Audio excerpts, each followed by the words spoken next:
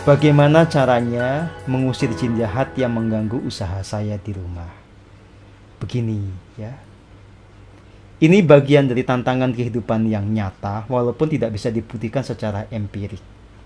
Ada banyak kasus di mana memang orang-orang itu pekerjaannya, bisnisnya itu terganggu secara metafisik.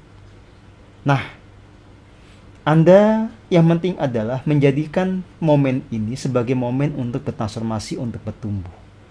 Jadi fokusnya bukan menyelesaikan masalah, tapi bagaimana membuat diri Anda terpacu untuk semakin jernih, semakin murni, semakin terhubung kepada Gusti, dan bisa mendayagunakan kekuatan Gusti itu untuk menyelaraskan hidup Anda sendiri.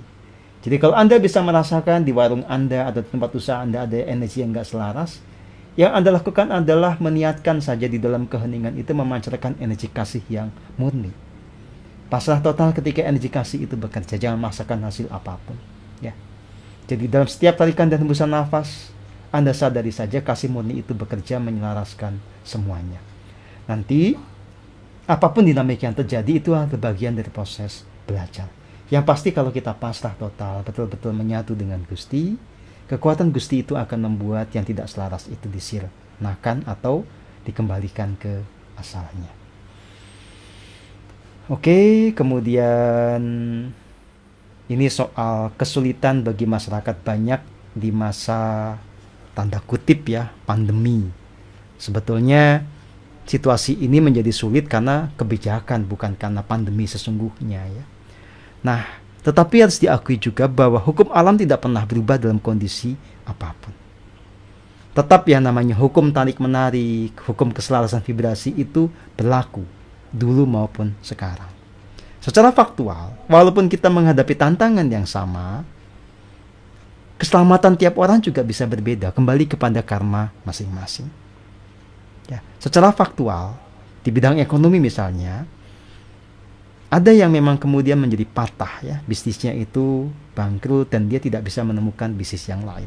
Tapi ada yang bisa bertahan, ada yang satu bisnis bangkrut kemudian dia mengembangkan bisnis yang lain yang malah maju, atau malah di situasi begini dia memulai bisnis baru.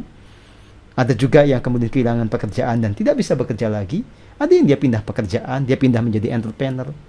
Satu hal begini, Anda tidak akan pernah tercelakakan kalau Anda tidak pernah berhenti berusaha dan Anda selalu fokus, selalu bertumbuh, memurnikan jiwa dan raga.